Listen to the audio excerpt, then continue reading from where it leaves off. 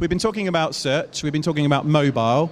You wouldn't have to be a genius to work out that in the future mobile search is going to become incredibly important to you as a brand and what your consumers, your customers and your prospects are doing. So I have two chaps here from dotSearch Group.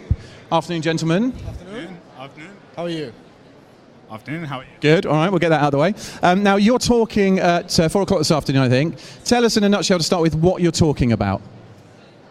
We are going to be talking about a mobile search and predicting the figures and things that are to come in the mobile industry. So it's all to do with how you optimize your website in order to get rankings on a mobile platform, trends, subscriptions, and different things like that. Okay, so with that first point then, in terms of, when you say optimizing, you mean optimizing your mobile website? It's optimizing your website, but not all people will land on your mobile site. They may be using another mobile device like an iPad. So it's actually having a look at the bigger picture rather than specific platforms. Good, that's interesting. So it's not, let's just build a mobile version. It's understanding how they'll engage with that part of your site. There's nothing worse, and I get this quite often if I use mobile phone, that I get redirected off to the home page of the mobile site as opposed to the page I actually want to look at. So we're trying to stop that kind of nonsense. Absolutely. I think that's the problem with the industry at the moment, is that no one is ready for mobile search yet. So what happens is you build a website, but it's not mobile friendly. So people end up making different versions of the same website, and it just doesn't work. So the simple tricks you can do whereby you can cater for both markets without having to duplicate the site. So that's where the key is. Okay, so I'm simple, I like tricks. Tell us some of those simple tricks then that we can look at.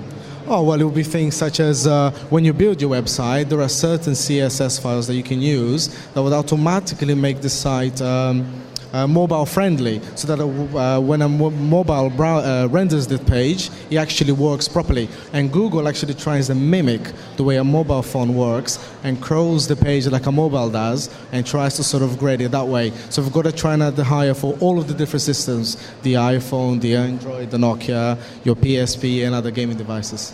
Okay, and so we mentioned cascading style sheets. It means it's not just a marketing issue. You've got to get the IT or the development team involved in this really early on. Yeah, 100%. You've got to have mobile as part of an entire strategy. So from your build and development all the way through to your marketing, design, search, etc. It's not just waking up one day and going, damn, we forgot mobile. It's not about it. Me too. It's actually building that into your entire business and marketing strategy. And are there telltale signs, other than the fact that just generally people are going to be using more mobile, that suggest we really need to think about this? Things like analytics, perhaps, that give us a clue?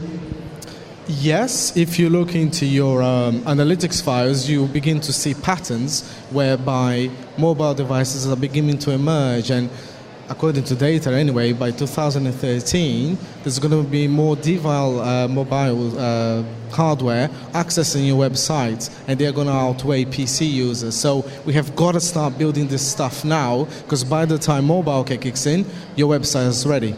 If you're not doing it now, you're not future-proofing yourself, you're going to be left behind. I saw a similar stat the other day that said in the next couple of years we'll have on average 7 devices, whether they're tethered things like computers or mobiles, 7 devices per human being connected to the web.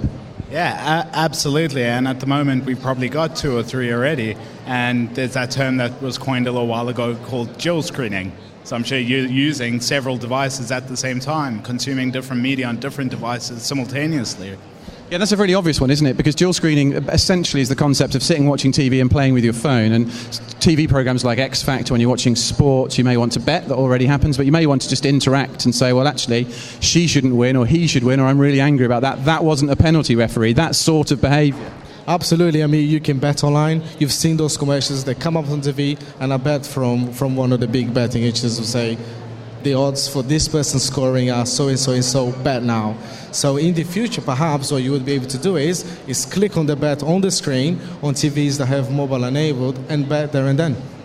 So you'll be betting on, you'll be using the television as well, so it'll be truly integrated. You're not just sitting separately to one another. TV as well. So it's not just mobile, but TV and other devices, so be able to make the two talk. Really interesting stuff. Okay, so just leave us with one top tip for any organisation that are thinking about mobile. First steps into mobile, what do we do? Right, you've got to, the core in everything is relevancy. Make sure that you're speaking the language that resonates with your audience on the platforms that they are using. Okay, excellent. And just one last question for you. Is mobile right for everybody? No, I can think of exceptions. However, we're going to all have to cater for it anyway, even if you're not quite appropriate for the mobile market. Good. I try to drag you into that one. But in terms of just understanding, I think the key, as you've said really well, is it's what are you trying to do first, then work out the right channel or platform within mobile. Yeah? Okay, gents, thank you so much. Good luck this afternoon. Okay, now listen, we've still got 45 minutes to go, so if you've not got down here, come on in. As I mentioned earlier, this is the time of the day when all those stalls give away that free champagne and any other stuff they've got left. So it's a good way of collecting things if you're a collector. But pop down and see us, and let's find out what there is in the world of marketing today.